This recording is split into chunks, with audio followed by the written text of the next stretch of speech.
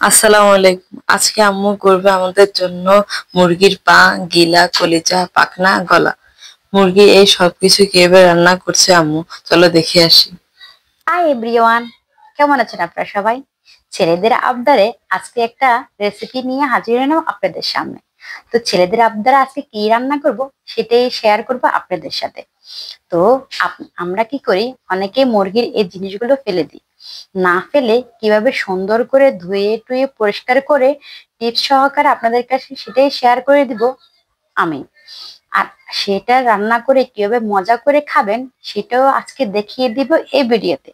তো স্কিপ না করে ফুল ভিডিওটা দেখতে থাকুন আর বুঝে নিন কিভাবে কিভাবে রান্না করছি।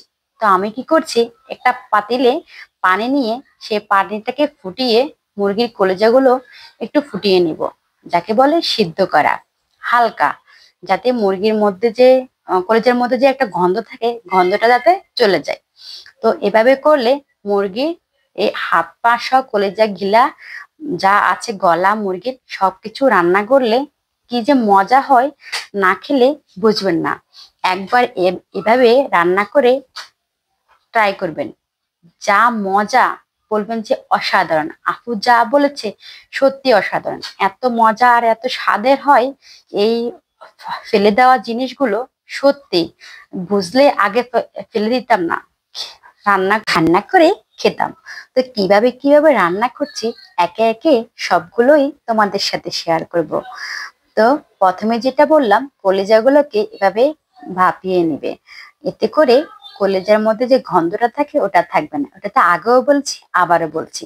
তো একটা প্যানের মধ্যে আমি কিছু পরিমাণ তেল দিলাম, যেহেতু কলিজা গিলা গলা পাকনা এগুলাতে পা, বিশেষ করে পাটা, এগুলোতে কোনো তেল থাকে না, সেহেতু এই তেলের পরিমাণটা অল্প একটু পরিমাণ বাড়িয়ে দিবে, একদম বেশিই দিবে না কিন্তু। তো দিয়ে দিলাম একটু বেশি পরিমাণে পেঁয়াজ কুচি। পেঁয়াজ কুচি দেওয়ার পরে দিয়ে দিলাম কয়েকটা এলাচ, দুই টুকরো দারচিনি আর তিনটা তেজপাতা। আমি তেজপাতাটা ছিঁড়ে দিই নাই, আস্তেও দিয়ে নিয়েছি। দিয়ে এখন নাড়িয়ে নিতে হবে। এই মশলাটা বেশি একটা ভাজাভাজি করতে হবে না, বেশি ভাজাভাজি করার দরকার নেই।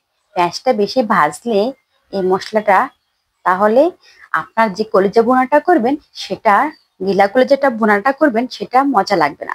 তা আমি এই পর্যায়ে অল্প একটু পরিমাণ দিয়ে দিলাম লবণ, আর দিয়ে দিলাম আদা রসুন পেস্ট। আমার আদা রসুনটা একসাথে পেস্ট করা, মানে ব্লেন্ডার করে রেখেছি, এই জন্য আলাদা আলাদা নেই, একসাথে আছে তাই একসাথে দিলাম। দিয়ে এবং মশলাটা সবকিছুর সাথে ভালো করে মিক্স করে নিতে হবে। এভাবে মিক্স করে কিছুক্ষণ ভাজতে হবে। কিছুক্ষণ ভাজলে কি হয়, আদা রসুনের যে একটা গন্ধ থাকে ওই গন্ধটা আর থাকে না। আর এভাবেই তোমরা তেলের মধ্যে কিছুক্ষণ ভেজে নিবে আদা রসুন পেস্টটাকে। কুচিও দিতে পারো আদা রসুন, সমস্যা নেই, একদম মিহি কুচি কুচি করেও দিতে পারো। অনেক ছেলেরা আছে যারা ব্যাচেলার থাকে, ওরা ঠিক ব্লেন্ডার পায় না দেখে কুচি কুচি করে দেয়, ওটাও অনেক মজা হয়। এখন আমি একটু দিয়ে দিলাম হলুদ, ঠিক যতটুকু পরিমাণ আমার লাগবে। তোমরা হাফ চামচ দিলেও চলবে, কোনো সমস্যা নেই। আন্দাজ করে দিলে তো সমস্যাই নেই, যারা নতুন তাদের জন্য বললাম আর কি হাফ চামচ। আমি এ পর্যায়ে দিয়ে দিলাম হাফ কাপ পানি। এই পানিটা দিয়ে এখন এবার মশলাটাকে কষিয়ে নিব। তার মধ্যে এই কষানোর যে পানিটা দিলাম এর মধ্যে মরিচের গুঁড়ো দিব। আমি আগ থেকে মরিচের গুঁড়ো কেন দিচ্ছি না কোনো রান্নাতে সেটাই বলে দিচ্ছি আজকে। আগ থেকে মরিচের গুঁড়ো দিলে কি হয়, তেলের মধ্যে আর কি দিলে কি হয়, পুড়ে যায় মরিচটা। সেজন্য একটু পানি দিয়ে তারপরে মরিচের গুঁড়ো দিয়ে তারপরে মশলাটাকে কষাবে। আর যখন মশলাটা কষবে তার উপরে ধুয়ে রাখা, পরিষ্কার করে ধুয়ে রাখা সে মুরগির হাত পা গলা গিলা কলিজা যা রেখেছি সবকিছুই দিয়ে দিব এই মশলার মধ্যে। তার মধ্যে আমি কিছু টমেটো দিয়ে দিলাম এই মশলাটা কষানোর মধ্যে। কেন দিলাম এই টমেটোটা, তাহলে দেখতে সুন্দর লাগবে এবং খেতেও ভালো লাগবে। আর এই টমেটোটা আমি ফ্রিজে একটু সিদ্ধ করে রেখে দিয়েছি, নর্মাল ফ্রিজে, ডিপে না কিন্তু। তো ওইখান থেকে 2 চামচ টমেটো দিয়ে দিলাম এই মশলার মধ্যে। দিয়ে এখন নাড়িয়ে চাড়িয়ে একটু ভালো করে কষিয়ে নেব। যখন এভাবে উপর থেকে তেল চিকচিক করবে তখনই বুঝবে তোমাদের মশলাটা কষানো হয়ে গেছে। এখন এই কষানো হয়ে যাওয়া মশলার মধ্যে ওই যে পরিষ্কার করে রাখা মুরগির যতগুলো উপাদান আছে ফেলে দেওয়ার, সেগুলোই আজকে ভুনা করে দেখাবো তোমাদেরকে। আর এখন আমি সেই পরিষ্কার করা মুরগির হাত পা গিলা কলিজা পাখনা সবকিছুই আস্তে আস্তে করে দিয়ে দিচ্ছি। কলিজাটা একটু পরেই দিব, এখন এগুলোর সাথে দিব না।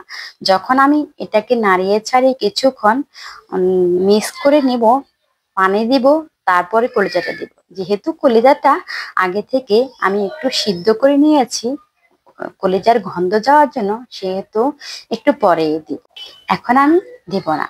এই পর্যায়ে আমি এই মশলার সাথে এই হাত পা গুলো আর গিলাগুলো ভালো করে মিক্স করে নেব। ভালো করে মিক্স করে একটু কিছুক্ষণ জাল করব, যাতে মশলাটা এই পাকনা টাকনা যা কিছু আছে সবকিছুর সাথে ভালো করে মিশে যায়। তো তোমরাও কিন্তু এভাবে রান্না ট্রাই করবা।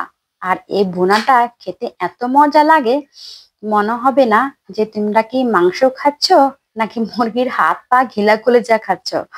এত টেস্টি লাগবে, তখন আর বলবা যে হ্যাঁ বাসায় আর এগুলো ফেলে দেওয়া যাবে না, এগুলো এভাবে রান্না করে খাবো আমরা। তো এখন আমি দিয়ে দিব পানি পরিমাণ মতো। আমি দুই মগ পানি দিয়ে দিব, যেহেতু যেহেতু মুরগি এবং মশলাটা আমি আগেই ভালো করে কষিয়ে নিয়েছি, এই পর্যায়ে বেশি পানি দিতে হবে না। আর এমনিতেও আমি পানি রাখবো না এই বোনার মধ্যে, খুবই অল্প পরিমাণ গ্রেভি রাখবো। বেশি গ্রেভি রাখলে এটা খেতে মজা লাগবে না। তো আমি এখন পানি দিয়ে দিলাম, ভালো করে এখন সিদ্ধ হবে, রান্না হবে। এর ফাঁকে আপনাদের সাথে আরো কিছু কথা বলবো। এখন যে কথাটা বলবো সেটা হলো, আমার ভিডিওতে কোথাও যদি আপনাদের কাছে ভালো লেগে থাকে তাহলে একটা লাইক কমেন্ট আর শেয়ার করবেন ভিডিওটা।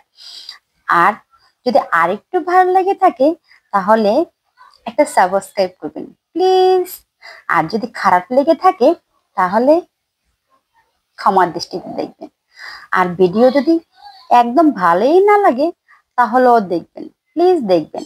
দেখতে দেখতে ভালো লেগে যাবে, তখন বলবেন যে হ্যাঁ আপুর ভিডিও ভালো লাগছে। ওই যে চোখের আড়াল তো মনের আড়াল, তো এই জন্য চোখের আড়াল করবেন না, আমার ভিডিও দেখতে থাকবেন, তাহলে আমি আর চোখের আড়াল হব না, আপনাদের কাছেও ভালো লাগবে। এখন আমি যেটা করলাম সেটা হলো যে এই যে আমি মুরগির হাত পা গুলো ভালো করে সিদ্ধ করতে দিলাম এবং রান্না করতেছিলাম, এর আগে কিন্তু আমি কলিজাগুলো দিই নাই। এখন এই পর্যায়ে কলিজাগুলো দিয়ে দিলাম। আর কলিজাগুলো যেহেতু আমি আগে একটু ভাপ দিয়ে নিয়েছি, এজন্য আগে থেকে দিই নাই। যখন ঝোলটা একটু কমে আসলো তখনই আমি কলিজাগুলো দিয়েছি।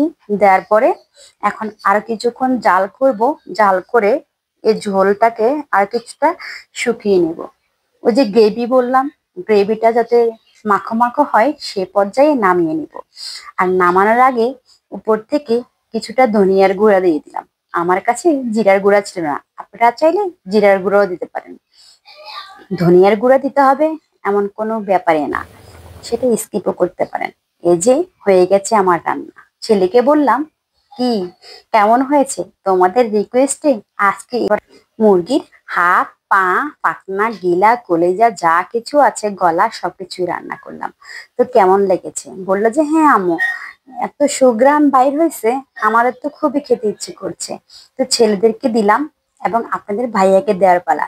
আপনাদের ভাইয়ার জন্য কিন্তু ভিডিওর মাঝখানে বলেই গেছি বলতে, ওনার জন্য একটু করে মাংস দিয়ে দিয়েছি। যেহেতু আমার হাজবেন্ড, আমার প্রিয় হাজবেন্ড, আমার জানের হাজবেন্ড, তার জন্য তো একটা করে মাংস দেওয়া যায়। আর ছেলেদেরকে বললাম যে তোমাদের জন্য কি মাংস দিব, ওরা বললো যে না, আমরা মুরগির হাত পা গুলোই অনেক মজা করে খাবো। তা আপনাদেরকে ভাইয়াকে বললাম তুমি একটু খাও, যদিও যতটুকু খেতে পারো, তো খেয়ে আমাকে একটু রিভিউ দাও কেমন হয়েছে এই রান্নাটা। বললো যে আচ্ছা ঠিক আছে। ও এক লোকমায় মুখে দিতে ঝোলটা দিয়ে বললো যে হ্যাঁ খুবই মজা হয়েছে। আমি তো মনে করেছি রুম থেকে বসে বসে তুমি আজকে কি জানি মজার একটা রেসিপি করতেছো, এখন আসি দেখে যে মুরগির হাত পা গুলা রান্না করছো। তো মাশাল্লাহ অনেক ভালো হয়েছে, খুবই সুস্বাদু হয়েছে। আপনাদের কাছে কেমন লেগেছে সেটা তো অবশ্যই জানাবেন। তো সবাই আমার জন্য দোয়া করবেন, আমিও আপনাদের জন্য দোয়া করছি। আপনারা ভালো থাকেন সবসময়। আল্লাহ হাফেজ সবাইকে।